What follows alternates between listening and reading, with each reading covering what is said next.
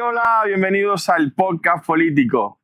Desde esta terraza Samaria, en esta noche calurosa pero sabrosa en la ciudad de Santa Marta, me encuentro hoy con un podcast que genera muchas emociones y que es un invitado que particularmente cuando estuvo en el cargo que estuvo era una persona que muchos decían entrevistarlo es difícil, lograr sacar la información es difícil, pero vamos a ver cómo nos va.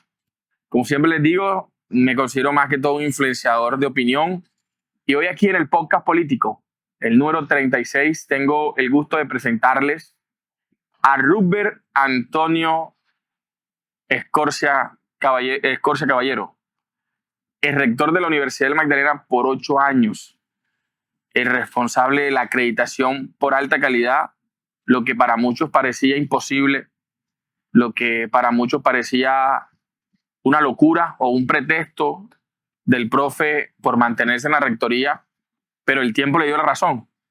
Logró la acreditación institucional por alta calidad 4 años, dejó los cimientos de la universidad que hoy tenemos, dejó ese edificio Mar Caribe y un sinnúmero de proyectos que incluso no lograron finiquitarse porque el actual rector decidió que no era de interés universitario, pero bueno. Profe, bienvenido al podcast político. Gracias por aceptar la invitación. Bueno, Pedro, no, pues muchas gracias a usted por interesarse en este espacio con Rutger Escorcia.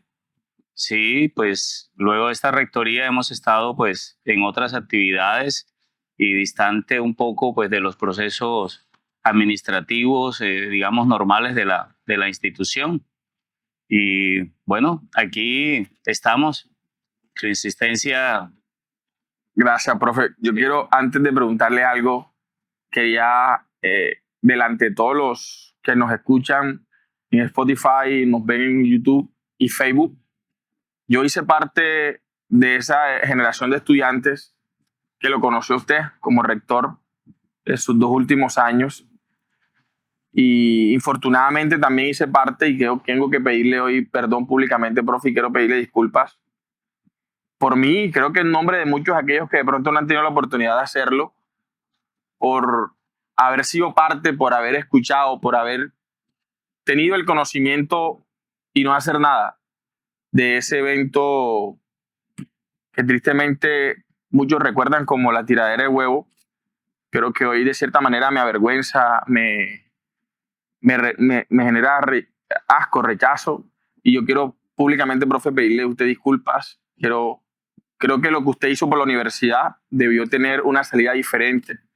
Creo que nuestra generación, que de cierta manera se dejó influenciar y manipular, debió y debe, aún podemos hacerlo, reconocerle lo que usted hizo por la Universidad del Magdalena, y por eso mi insistencia por estar en este podcast, profe. Bueno, Pedro, pues muchas gracias. Pues me sorprende gratamente sus palabras. Realmente, pues allí participaron distintas personas, muchas cubiertas, digamos, con su rostro. Y sabemos, pues, o por lo menos tenemos idea de que esto, pues, se generó al interior de la institución y con participación, pues, incluso de funcionarios de la universidad. Pero pues cuando uno está, digamos, en una universidad o en un cargo como esto, pues es lógico que hayan acuerdos y desacuerdos. Pues yo también soy de la tesis que pues tiene que primar lógicamente el respeto hacia todos, ¿no? Yo creo que eso es algo muy importante, independiente de que existan diferencias.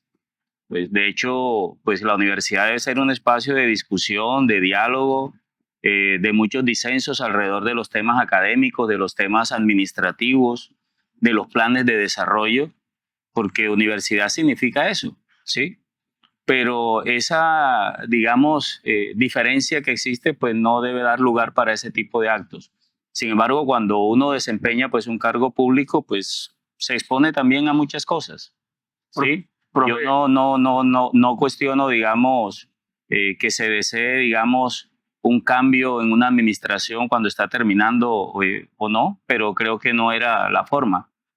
Sin embargo, quienes estuvieron allí, pues se pudo lógicamente hacer la rendición de cuentas, entregar, digamos, toda la información sobre la gestión de la universidad, mucho personal, digamos, solidario, y creo que se cumplió con el objetivo. Además, ¿qué resultado más importante que en la labor durante 8 años hicimos un desarrollo con muchas personas, tanto de, digamos, generaciones anteriores como nuevas, hasta consolidar pues la acreditación de la universidad? ¿Usted siente que ese ADN o ese acto ha marcado de pronto la cultura de la universidad hoy, más confrontataria, digamos, más agresiva? Bueno, yo observo quizás por estar un poco, digamos, distante en muchos procesos, no por falta, digamos, de compromiso con la universidad, porque pues soy un investigador, docente de carrera de más de 27 años en la institución y seguimos aportándole a la universidad desde los posgrados en física y el programa de ingeniería, digamos, electrónica. Pero siento una universidad más bien, eh, no sé, como quizás todo como muy uniforme, como que no hay, digamos, mayores discusiones, aún en las reformas, digamos, que me parecen no son las más convenientes para la universidad. En parte, de pronto, pues su inquietud de quererme entrevistar y saber un poco qué opino, digamos, de las condiciones actuales, pues también me motivó para poderle, pues, hacer saber a la comunidad un poco, pues, qué pienso de estas reformas que se han dado en los últimos años en la institución. Seguramente, pues, en el plan de desarrollo que se haya avanzado habrá también aciertos, pero como en toda administración hay también desaciertos, ¿sí? Y hay algunas cosas que de pronto pues inquietan en el desarrollo universitario. Los docentes en la universidad son personas que, digamos, llevan allí toda una vida, así que a la Universidad del Magdalena pues le falta mucho todavía por desarrollarse, aún con las generaciones que hoy están. Usted dice algo que para mí es poderoso y también una alerta temprana de que hoy no existe gran divergencia, o no existe debate, no existe voces que digan algo o opinen diferente.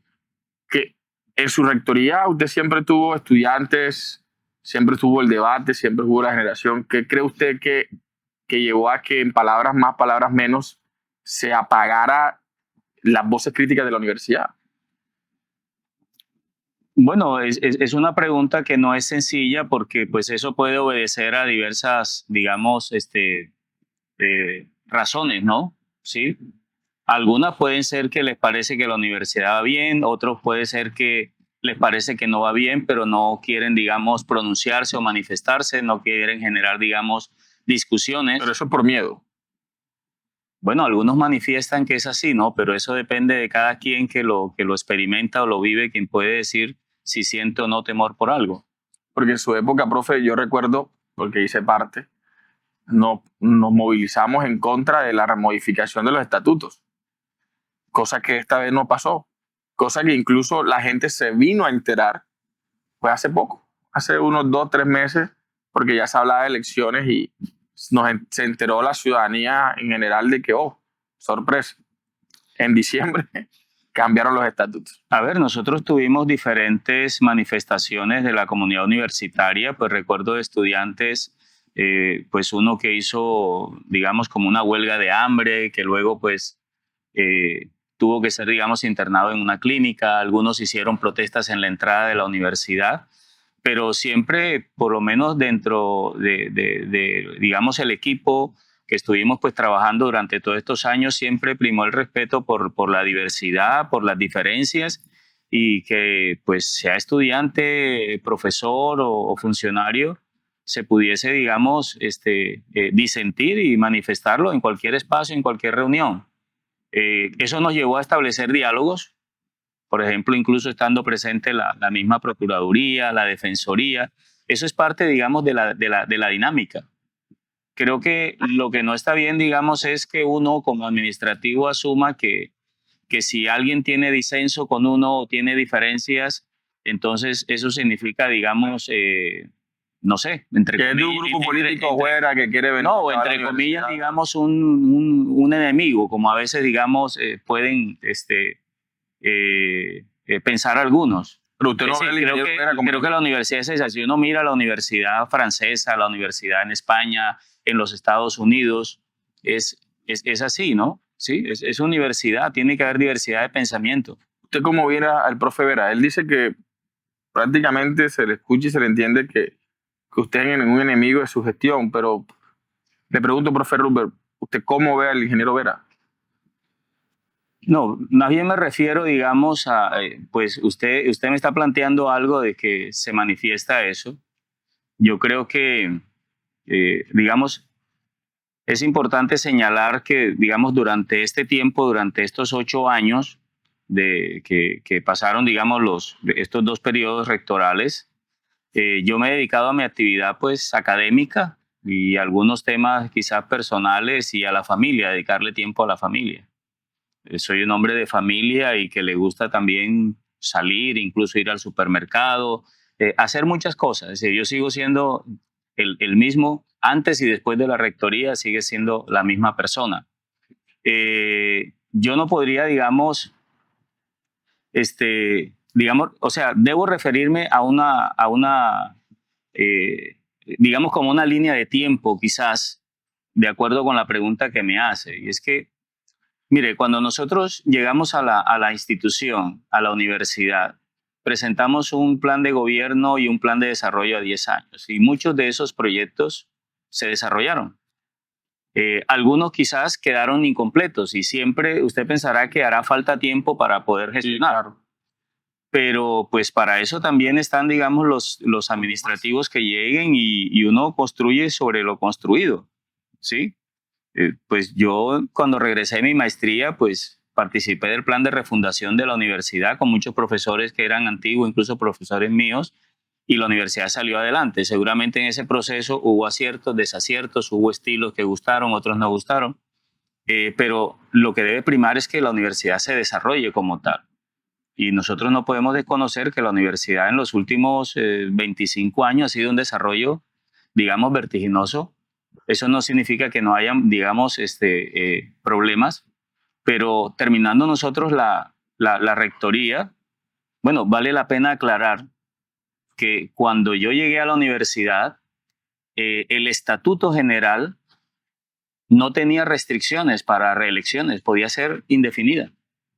De hecho, no había un estatuto electoral, digamos, bien estructurado en acuerdos superiores y no había tampoco una reglamentación para la consulta para elegir rector, para designar rector en el Consejo Superior.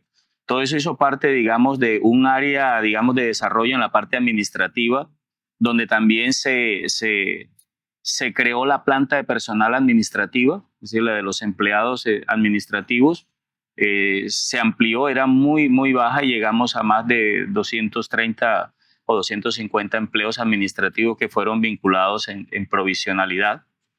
Pero a eso le faltaron cosas. Por ejemplo, no alcanzamos a hacer el concurso. Y que no se ha hecho, 8 Sí. años que no se ha hecho tampoco. Pues yo no soy enemigo de ninguna gestión. Yo puedo disentir. Y si usted me pregunta, por ejemplo, una de las cosas que yo disiento de la actual administración, no voy a referirme al rector como una persona en particular, sino digamos en la administración que se ha hecho durante 8 años, es que era la obligación del Consejo Superior de la Rectoría hacer el concurso y vincular a los empleados en carrera administrativa. Sin embargo, ¿qué es usted? Pues los empleados y la comunidad y el mismo Consejo Superior sabía que por sentencias de la Corte Constitucional no se pueden hacer concursos cerrados. Entonces no se puede hacer un concurso público de mérito solo para la universidad. Entonces ese concurso debe hacerse y ahí tengo que disentir y tener, digamos, diferencias en lo que la universidad ha hecho como institución con los directivos que hoy tiene. ¿Sí? Muchos empleados fueron vinculados en mi administración como provisionales porque el Consejo Superior consideró que era necesario vincular porque había mucho contratista en la universidad. Sí. Y uno no puede tener áreas álgidas como admisiones, como en la área financiera y en las mismas, digamos, facultades sin tener personal vinculada en carrera. Entonces creo que ha faltado hacer un proceso donde hay pues lógicamente que acompañar a los empleados, hay que capacitarlos, hay que buscar alternativas. Son las personas que más conocen los empleos, pero usted no puede evadir el sacar un concurso público de méritos y en donde tienen derecho los mismos empleados internamente de aspirar a otro empleo que esté desempeñando, como también cualquier otro profesional de la región o del país pues podrá participar, pero pues el que conoce más y que ha estado allí pues es el que va a tener la mayor probabilidad. Total. O por ejemplo, tengo que disentir que no se construyó la nueva biblioteca de la universidad. Para eso iba a hablar, para los que de pronto son estudiantes de la Universidad del Magdalena y se preguntan, bueno, ¿quién es Rupert?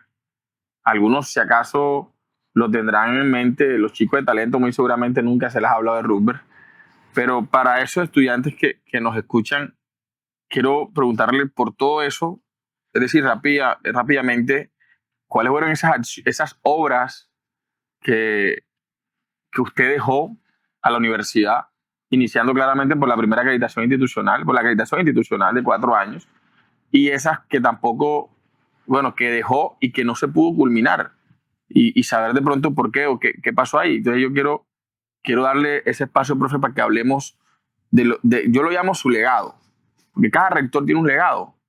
Muy seguramente el legado de Pablo, más allá de tantas cosas, va a ser Talento Magdalena. El legado de usted fue la acreditación y la infraestructura que dejó.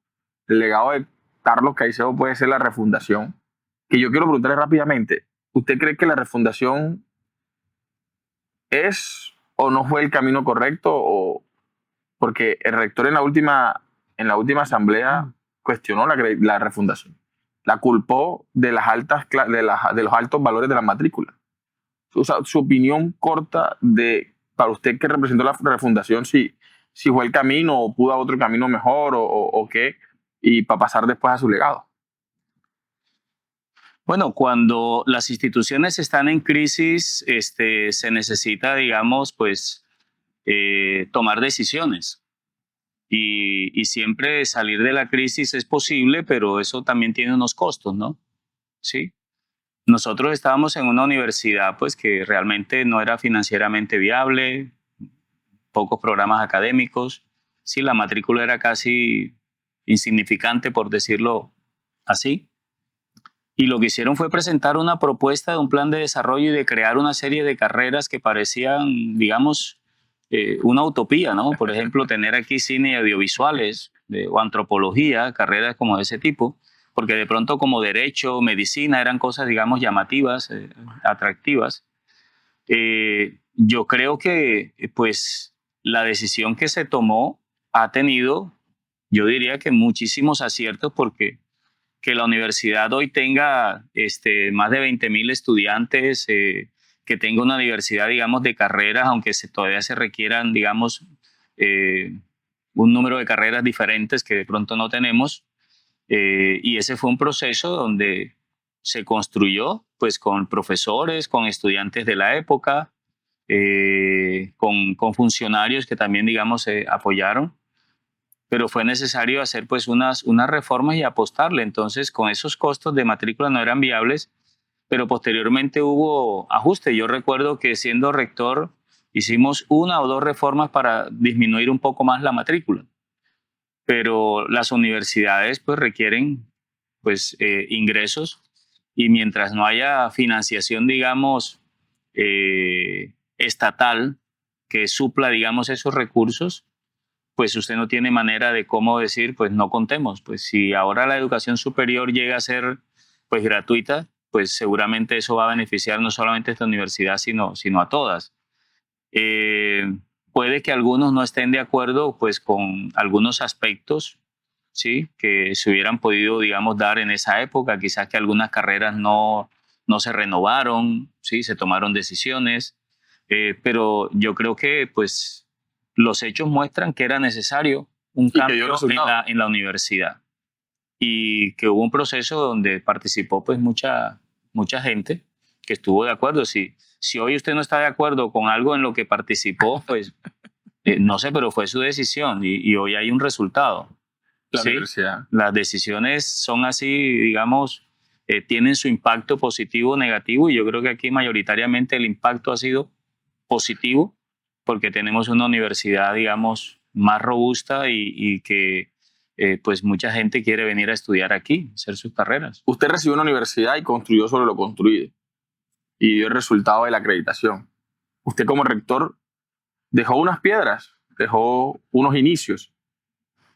Quiero que hablemos de esos inicios, ese legado que Rupert Antonio dejó a la Universidad del Magdalena y que de pronto sabrá uno por qué razón no continuaron como la mega biblioteca que íbamos a tener, una biblioteca enorme que íbamos a tener en la Universidad del Magdalena y otras obras que usted también dejó iniciadas y que de pronto por X y razón no se pudo continuar.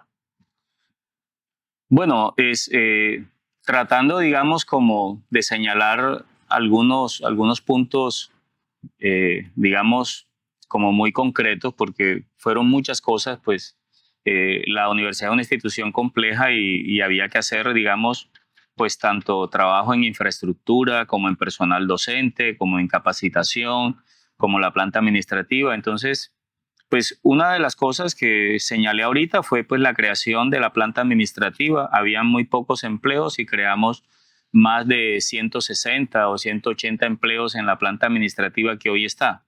Entiendo que ha aumentado algunos empleos más, pero esa carrera ahí está y le va a dar la oportunidad a los empleados que hoy están o los que lleguen posteriormente a estar en una carrera administrativa, que eso es un tema, yo lo digo de convicción porque pues en los lugares donde yo he estado, los empleos que tuve antes de la universidad, luego en la universidad ha sido por mérito.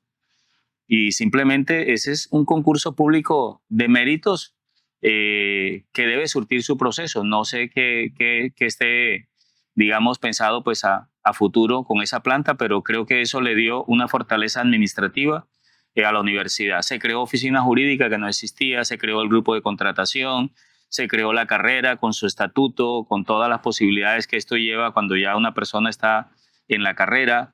Se crearon varias direcciones. Bienestar no era una dirección, hoy Bienestar Universitario es una dirección dentro de la universidad porque el bienestar es algo, digamos, esencial. En la parte docente fueron más de 200 profesores ya vinculados y dejamos una planta de 300 profesores creada. O sea que nada más hemos subido superior. 50 profesores hemos tenido adicionales en 8 años. No tengo exacto. 357 pues, profesores de planta creo que tiene la universidad. En estos momentos no tengo el dato, pero sí sé que profesores de tiempo completo dejamos 204 profesores y había un concurso que estaba por terminarse para vincular alrededor de unos 30 más en caso de que se ganaran, digamos, el concurso. Pero además, varios de los doctores que hoy tenemos fueron financiados con formación avanzada. El famoso relevo generacional. No exactamente, el relevo tiene, digamos, una connotación un poco, pero la formación avanzada lo que hicimos fue, una vez llegado a la universidad, le dimos vida a un acuerdo que estaba por allí, que era como, digamos, unos inicios, y se ajustó el acuerdo de formación avanzada y luego también para poder, digamos, dar las becas a los profesores e irse a estudiar, y fueron muchos profesores, digamos, que se fueron. Algunos regresaron estando todavía en la rectoría, otros llegaron, digamos, después porque se fueron como en el último año, en los 2 últimos años. Entonces, la titulación, digamos, de doctores, no porque se tenga que volver una doctoritis o algo así, sino que si la universidad quiere hacer investigación, debe tener doctores. Sí, claro. Sí, necesita extensión, necesita docencia, pero necesita doctores. Entonces, la planta quedó creada y por eso el Consejo Nacional de Acreditación dio la acreditación institucional para el número de estudiantes. Ya habíamos llegado casi a 16,000 estudiantes presenciales y sí teníamos menos estudiantes a distancia, en ese momento quizás unos 4,000 o un poco menos, porque distancia fue uno de los puntos que hubo que trabajar mucho en las observaciones que hizo el Consejo Nacional de Acreditación. Creo que la acreditación institucional es uno de los logros, digamos, más importantes, que no es un logro de Rutger Scorsia solo, porque cuando se acredita una institución se acredita en toda su historia. Esto es desde que la universidad fue creada hasta ahora. Digamos que el sistema de acreditación surgió después de la constitución de la ley 30, perdón, 91, constitución 91 y ley 30, pero el proceso se ha ido implementando, se ha ido mejorando, se ha ido, digamos, como cualificando, pero se tiene que dar cuenta, digamos, de lo que la universidad ha hecho, y la universidad tiene excelentes egresados en muchas partes, incluso de los primeros, los que fueron agrónomos, que desarrollaron mucho la parte de la zona bananera y de toda la producción agrícola en el departamento, de los ingenieros pesqueros, los de educación, porque yo soy egresado de una facultad Licenciado. de física y matemáticas, licenciatura que le aportó a muchos profesores. Entonces, son muchas cosas, pero también nos comprometimos en que la universidad para ir hacia la acreditación debía, digamos, avanzar. Nos tocó hacer digamos, no una reforma, una gestión en cuanto a los pensionados de la universidad, porque la universidad en su momento, hace muchos años atrás, jubiló muchos empleados, incluidos docentes, y ellos debían ir al seguro social.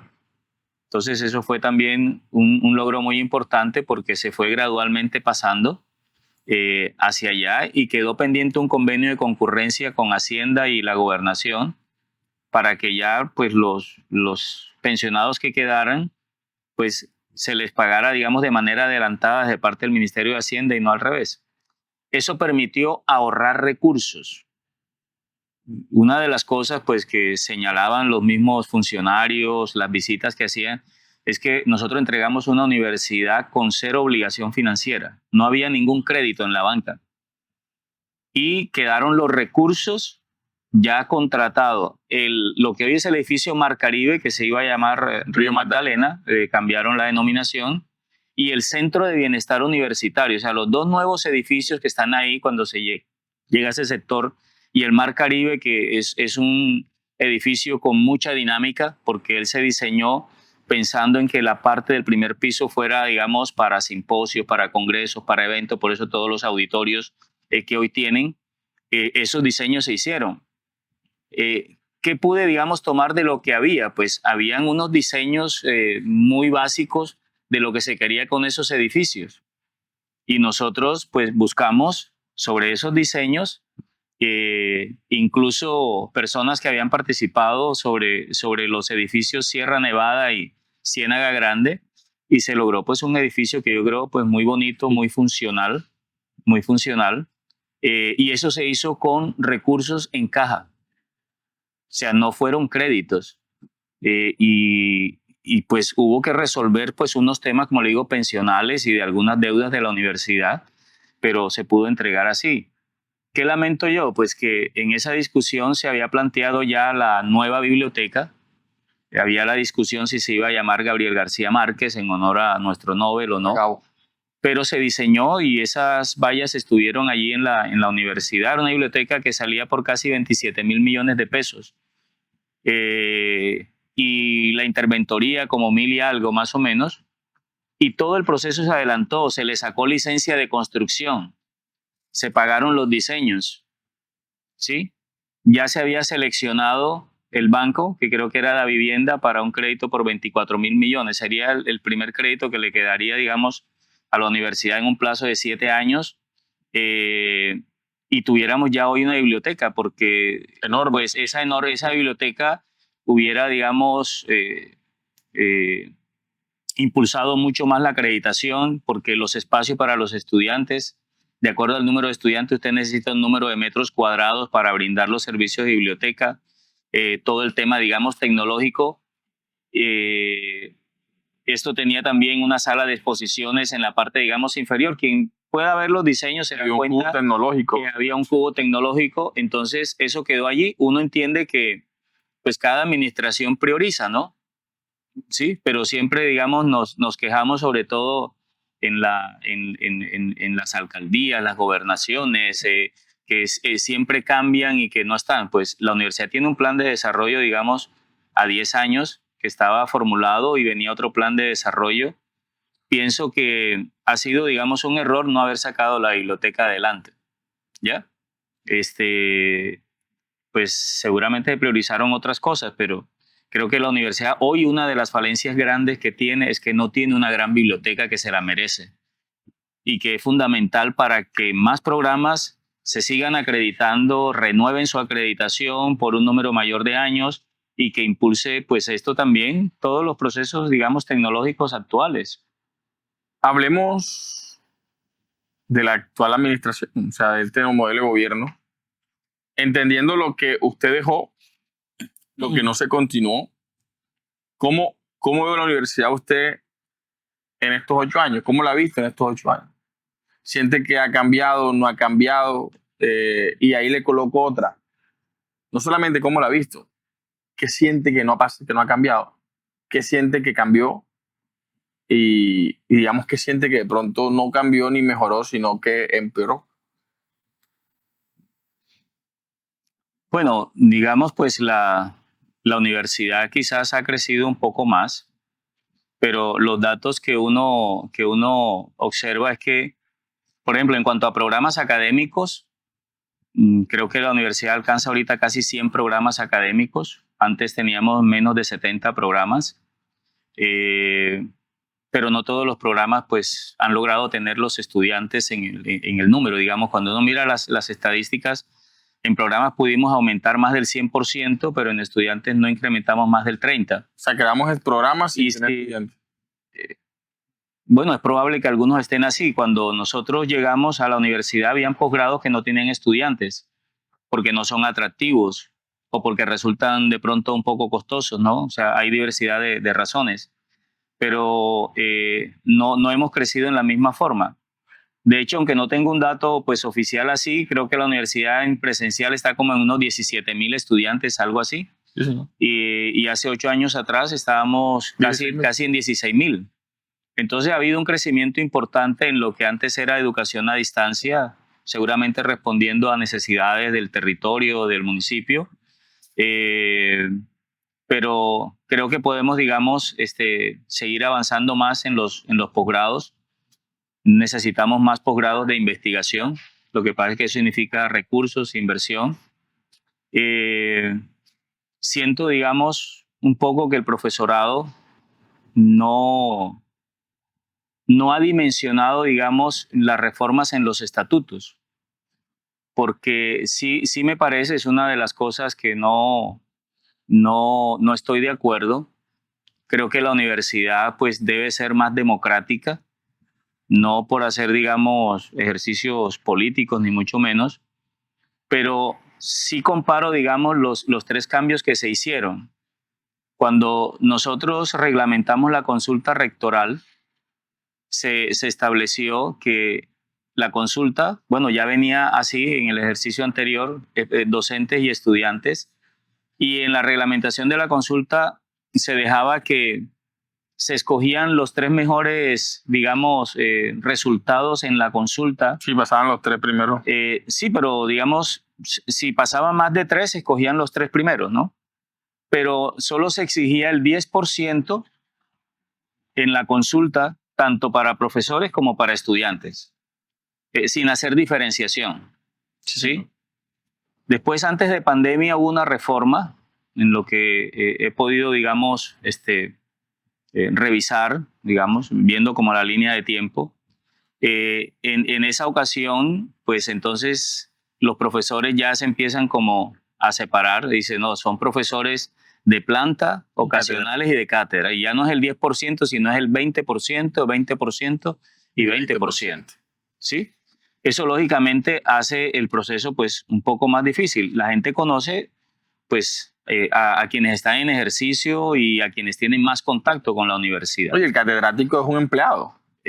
Y usted puede, pues hay casos en las universidades en los cuales incluso ha llegado hasta gente externa, con buena hoja de vida. Con que hay un candidato. Sí, no, me refiero en el país, se han dado casos en otras universidades.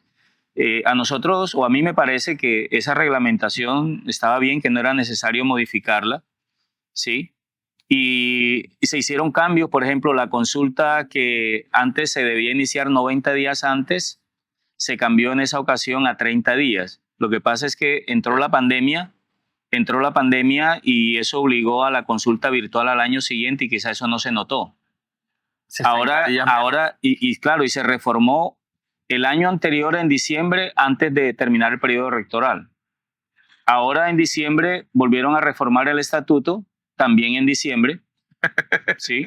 Y en ese estatuto se establece nuevamente el 20% en cada uno de manera separada. Ahora se dice 20% en estudiantes de presencial, 20% en estudiantes a distancia. Y aparece 20% de administrativos. Lógicamente los administrativos pueden tener su derecho, digamos, a participar.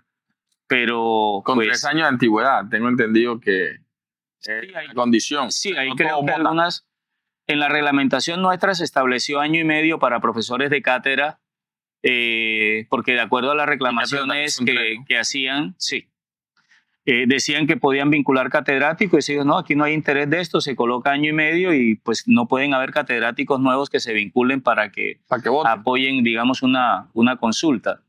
Entonces, bueno, y se pasa de 8 años a 10 años en los requisitos. Nosotros tenemos 5 años de experiencia administrativa, académica o algo, y 3 años en docencia. Entonces esto se hizo a 5 años y 5 años. Y las 5 años administrativas incluyen 3 años de dirección universitaria. Exactamente, en la parte educativa. Sí, o sea que un profesor que no haya dirigido, un cargo directivo en la universidad no podría nunca aspirar a rector. Es muy difícil así como está. O sea, yo lo que creo es que la reforma, primero, yo no le encuentro argumentos para haber hecho esos cambios y aumentar, digamos, los porcentajes de participación. Lo que se quiere es ver que la gente se exprese porque en última el Consejo Superior va a escoger. Exactamente. Ya, entonces, si 5 pasan en la consulta, se buscan los 3 mejores promedios y ¿Usted cree que todas estas modificaciones se han hecho es para evitar que la gente pueda pasar al Consejo Superior? O sea, para cerrar el camino.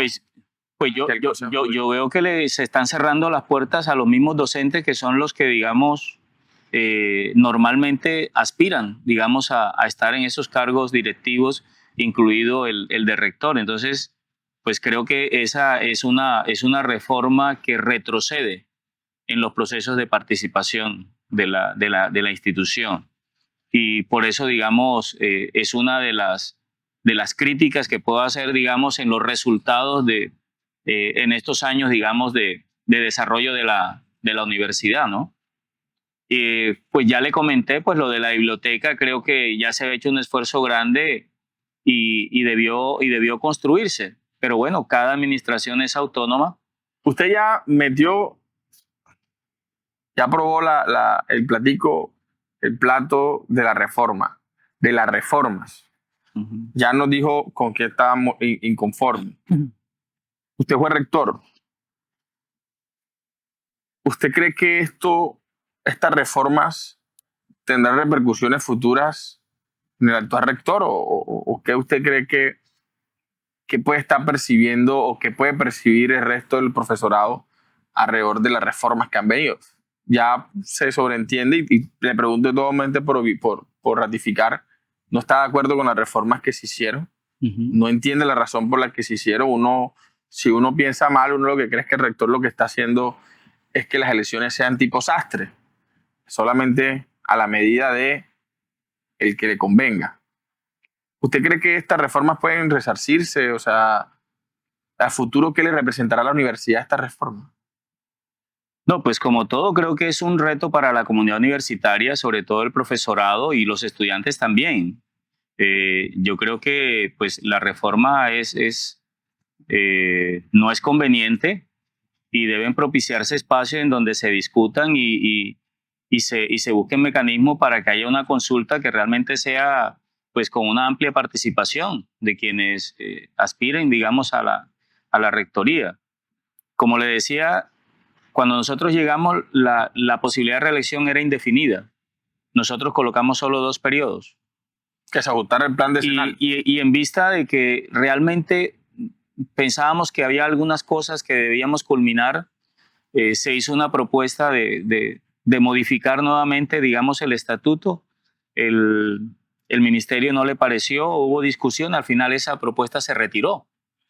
¿Sí? Se retiró, ya pues participaron los candidatos que seguramente muchos pues conocen el proceso, quienes estuvieron en la época. Profe, Entonces no hubo reforma. Yo no encuentro argumentos, porque si hay argumentos serios, usted dice, bueno, esto está bien motivado. Pero yo no veo los argumentos. En el 2019 todavía no había pandemia para aumentar los porcentajes y diferenciarlo.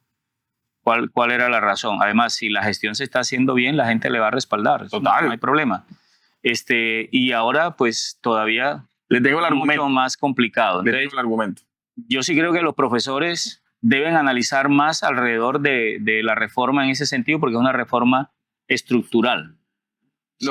El argumento, según, por la misma palabra del mismo rector, es que los sindicatos de trabajadores y profesores dijeron, profe, usted la está haciendo bien. Aprueben para que usted se postule otra vez. O sea, el argumento es, usted lo viene haciendo bien. Yo lo que le puedo decir es que yo siempre he hecho parte de la Asociación Sindical de Profesores Universitarios, ASPU.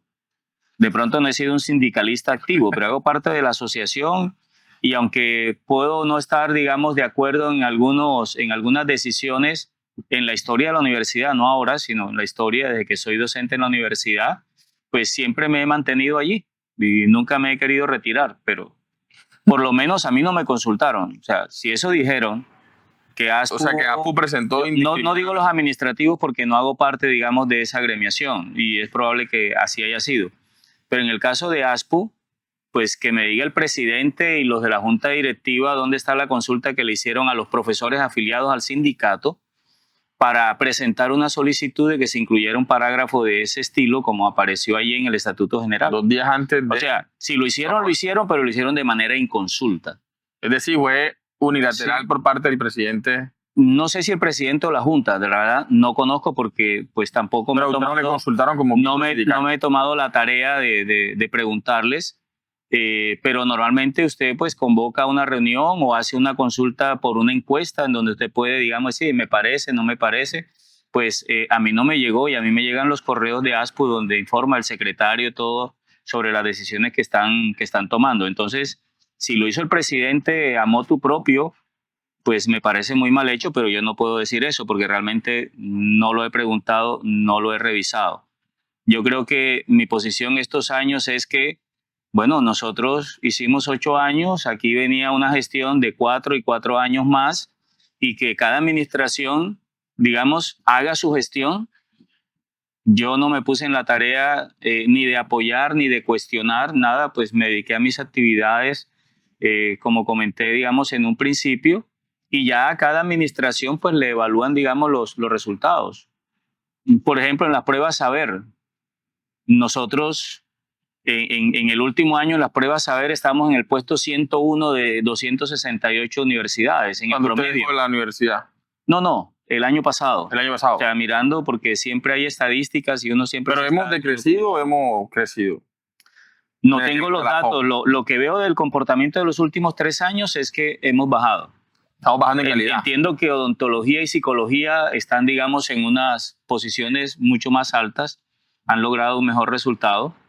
Pero a nivel, digamos, de promedio de todos los programas, nosotros estamos incluso por debajo de la Universidad del Atlántico, ¿sí? Y pues más que la del norte, porque la del norte siempre, pues una universidad privada con un plan de hace muchísimos años, pues siempre está entre las 10, 15, digamos, primeras. Pero si es necesario, yo no sé cuándo, pero poco a poco la tendencia es que los procesos de acreditación, el resultado de las pruebas saber siempre van a ser, digamos, van a tener un peso mayor, porque uno sabe que hay diversidad de factores en distintos programas, en muchas cosas, pero sí se observa que las universidades que están en los primeros 10, 15 lugares, tanto públicas como la nacional y privada, pues siempre se están manteniendo. Y eso significa, digamos, un trabajo constante, muy constante, no por figurar en un ranking, sino realmente por tener, digamos, pues mejores profesionales cada día, porque siempre es posible mejorar más. Ranking que ni siquiera, en realidad, ranking que tienden a llenar más el currículum de rector que llenar en calidad y experiencia la universidad. Yo quiero preguntarle, cuando usted no pudo ser, porque retiró la propuesta, de su equipo surgieron 2 candidatos. Uno es el hoy rector y el otro es el profesor Pedro Eslava, que se volvió el candidato de ese equipo. por qué el rector no fue el sucesor del equipo de gobierno que acreditó la Universidad del Magdalena por alta calidad? ¿Por qué no hice parte del...? No, ¿por qué el rector Vera no fue el equipo que lo rodeó usted, lo rodeara a él? Bueno, no, pues supongo que pues tenía pues el interés y todo el derecho de aspirar a ser rector, ¿no? Pues si yo le hago una crítica ahorita pues a los estatutos, es que cualquier profesor de la universidad tiene derecho a aspirar, pero hay que brindarle condiciones. O sea, que en las condiciones de hoy, Sí. el Pablo Vera de hace 8 años no se hizo candidato. Bueno, no podría, digamos, asegurar eso. Todo eso está dentro de las posibilidades, ¿no? Pero no podría, digamos, afirmar esa Pero le hubiese quedado más situación. complicado las condiciones que cuando... O sea, usted por lo menos sí fue garantista en el sentido de la siguiente pregunta, que creo que ya es redundante, es... O sea, hoy no existen las mismas garantías que existían hace 8 años. Yo diría las mismas posibilidades de participación, ¿sí? El tema de garantías, a propósito de eso, que es otra crítica que le hago a la reforma al estatuto, y es que la pandemia, digamos, fue pues crucial en todo el mundo, ¿no? Y hubo que tomar, digamos, pues acciones para poder enfrentar esa situación. Entonces, la universidad o el Consejo Superior en su momento expidió un acuerdo, creo que en el año 2020, para hacer la consulta virtual. Pero es que las condiciones de salud, pues, no daban para otra cosa, ¿no? Yo no estoy de acuerdo con el voto. Sí, no entiendo cuáles fueron las razones para después modificar y decir que todas las elecciones en la universidad, representantes, profesorales, estudiantiles, incluso la consulta, tenga que ser mediante el voto electrónico. Según es por costo. La universidad, no, a mí me tocó vivir la experiencia siendo administrativo para los costos. Usted tiene que invertir en plataforma tecnológica, en auditorías, todo, y de pronto puede que haya, digamos, algún costo menor.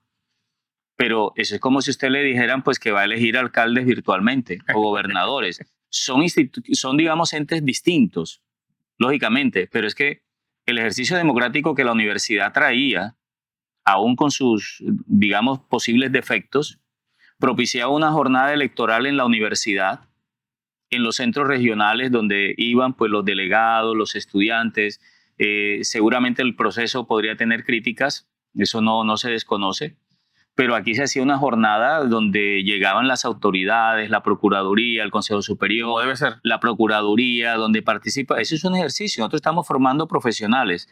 Y si bien, digamos, ya los estudiantes que se gradúan están, digamos, de pronto con alguna experiencia, están los estudiantes recién llegados. Eso hace parte de la formación de un ser humano o de un ciudadano que vive en un país con un sistema democrático que a lo mejor no es perfecto, así como las consultas no son seguramente perfectas, pero ese cambio me parece que limita porque lo que yo conocí de otras universidades que implementaron sistemas parecidos anteriormente es que eso lo que fomentaba era la abstención. O sea, si uno mira las consultas de la Universidad Nacional ahora con el actual rector, uno mira la participación, pues no es tan alta, realmente es baja. Y aquí la universidad lograba, digamos, una participación alta, aunque siempre hay una abstención. Yo no creo que eso deba ser parte del modelo de formación de nuestro profesional. Nosotros necesitamos profesionales que impulsen esos procesos a los lugares donde vayan, a sus empresas, en el país en general, en la formación para sus hijos. Entonces, yo no le encuentro argumento, y si el argumento es financiero, entonces habría que decir que pues, los gobiernos, digamos, nacionales no destinen recursos para hacer elecciones en las alcaldías y departamentos y todo porque es muy costoso. No, es que... O sea, si usted tiene un modelo, eso es como si usted, digamos, usted construye un edificio y lo dota de una alta tecnología, pues usted sabe que tiene que invertir en mantener esa tecnología, hacerle el mantenimiento, reemplazarla cuando ya esté obsoleta, y a eso la universidad no tiene por qué negarse. El argumento de quienes creen que la democracia es costosa es por lo general siempre tienen a tener tendencias tiránicas, pero bueno, siempre se ha dicho que la democracia cuesta, porque para que todos participemos, todos debemos tener las mismas oportunidades. Tengo 3 preguntas rápidas, profe, que quiero hacerle para terminar este podcast, que estoy muy seguro va a ser muy, muy, muy escuchado, porque usted representa algo que en estos tiempos electorales algunos se preguntarán, uy, salió Rupert, pero quería preguntarle, uno, algunos dirán, porque el estatuto lo permite, ¿usted en algún momento desea volver a ser rector? A ver, en su momento, cuando le comentaba que se trató, digamos, de hacer un ajuste, veíamos que hacían falta cosas por hacer, pero siempre el tiempo va a faltar. Estos años también de reflexión lo han hecho uno mirar la dinámica de la institución, ver cómo se avanza y todo. Y nadie es indispensable, ¿no? O sea, ese hecho de que solo una persona es la que puede sacar adelante no es así. Entonces, pues yo sí, digamos, tenía la posibilidad en este momento de presentarme y hubo personas que me consultaron o me invitaron, me llamaron y yo le dije claramente que no estaba interesado en participar, ¿sí? No estaba interesado. Yo creo que la universidad pues necesita renovación y ya pues 8 años es un buen tiempo y hay que dar la posibilidad de que otros docentes u otras personas puedan también, digamos, llegar. Entonces, no comparto en que se extienda más el periodo. Si usted tuviera al ingeniero Vera otra vez, como lo tenía cuando era su vicerrector, ¿qué consejo le daría? Pero estamos hablando de un tiempo anterior. No. Si el ingeniero Vera estuviera acá, a quien les tenemos nuevamente por tercera vez, la invitación a este espacio, donde claramente es un espacio crítico. Si usted tuviera al rector del hoy y le diera un consejo, tuviera la oportunidad de darle un consejo, a mí me contaron que muchos estudiantes, para poder hacerle saber cosas, porque usted era una persona que siempre estaba ocupada, le dejaban un papelito, le dejaban por escrito, profe Rupert, tal, y usted respondía. Eso me pareció muy, muy interesante y muy chévere, de poder prácticamente hacer una carta al rector y poder solucionar cosas con usted.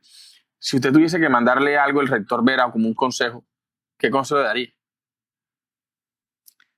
No, yo creo que pues esos consejos debe recibirlos de pronto de, no sé, de su equipo, de sus familiares. No se lo está pidiendo, pero yo se lo estoy pidiendo. O sea, si tuviese la oportunidad de decirle algo, ¿qué le diría? Bueno, yo creo que ya he comentado las cosas en las que me parece que no son aciertos, ¿sí? Otros podrán pensar que sí y eso es normal. Creo que la reforma, o sea, realmente no hay argumentos para haber, digamos, desarrollado esa reforma. Pero sí, no me atrevería a hacerle, digamos, ningún consejo personal. No creo pues que sea la persona que deba darla. Yo creo que cada uno, de acuerdo con las experiencias que va viviendo, pues va alimentándose, digamos, de las experiencias, ¿no? De la vida. Y usted podrá que de pronto escuche a personas cercanas o familiares, a otros quizás no los escuche. Entonces, ese es como un fuero, digamos, como muy, muy interno. Lo que sí puedo manifestar es que lamento que no se haya hecho la biblioteca, ¿sí? Así de pronto se hubiera mejorado lo que hubiera sido. El tema del concurso de administrativos, pues uno no puede mantener una planta en provisionalidad por siempre. Creo que ese es un compromiso pues, de los directivos. Creo pues también que la reforma estatutaria no es la más adecuada para la universidad y eso a futuro puede presentar, digamos, pues riesgos de gobiernos que mantengan mucho tiempo, ¿no? Y creo que eso no es bueno. Yo le preguntaba eso, profe, porque para los que no saben, en la tesis doctoral del rector Ver hay una dedicatoria para usted, porque usted es en la tesis. Queda claro que se volvió un soporte y un apoyo para él en su carrera, en su formación doctoral. Por eso le hice la pregunta. Yo tengo que cerrar preguntándole, ¿cómo ves que va a terminar este proceso electoral?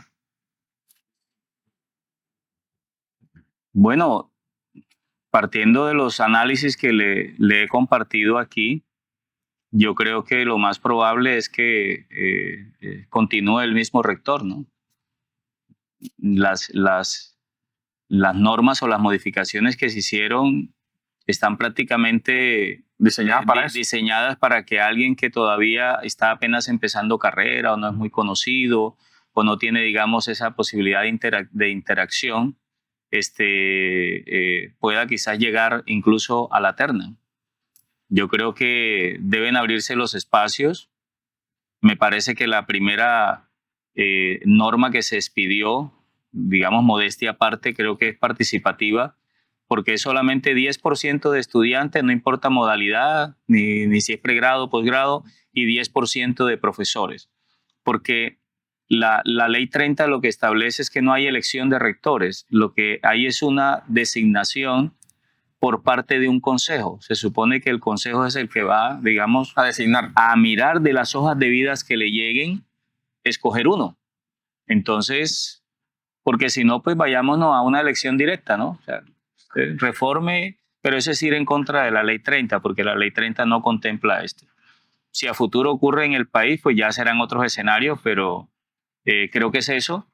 Y nuevamente, pues a los profesores, yo creo que los profesores deben hacer su ejercicio también de proyección. Y yo creo que así como alguna vez yo fui estudiante de la universidad, fui a la docencia, a la investigación, tuve experiencias administrativas y pude llegar en algún momento, ¿sí? Ahora, pues el rector pues, actual, pues creo que quienes han sido decanos, quienes han sido directores de programa, porque de todas maneras se requiere experiencia administrativa, ¿sí? Esa sí es una de las cosas que es fundamental porque eso lo va formando uno en un campo para el cual no se ha preparado. Entonces, es necesaria la experiencia administrativa. Pero hoy, repito, con esos porcentajes tan altos y diferenciados, eso es prácticamente una probabilidad muy, muy baja de que podamos tener, digamos, una terna para la consulta. Profe, gracias. La verdad, me siento muy honrado porque, si no estoy mal, usted no había dado ningún espacio de diálogo, de entrevista desde hace 8 años. No. Y le agradezco, profe, la verdad, me siento honrado, agradecido con usted.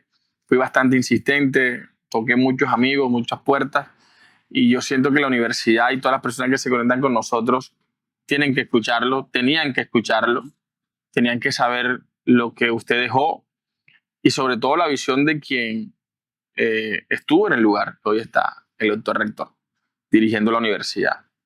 Yo creo que muchas personas hoy van a tener más claro su voto, van a tener más claro su posición, y quiero agradecerles, profe, esto, y quisiera pedirle que, no lo he hecho con todos los invitados, que le dé un mensaje a las personas que se conectan y que lo escuchan y lo ven a través de nuestras plataformas digitales.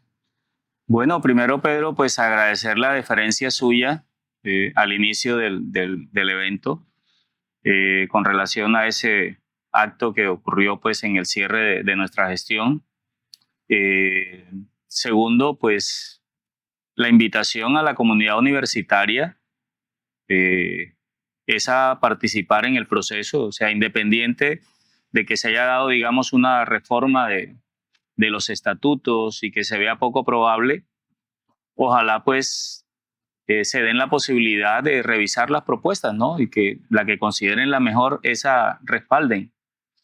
Pero igual también los invito a que, independiente ya del resultado, digamos, que se logre en esta consulta, que no pierdan de vista que es necesario, sea en los claustros docentes, en otras actividades, en el transcurso, digamos, del tiempo, revisar bien la normativa actual porque no es saludable para la Universidad del Magdalena.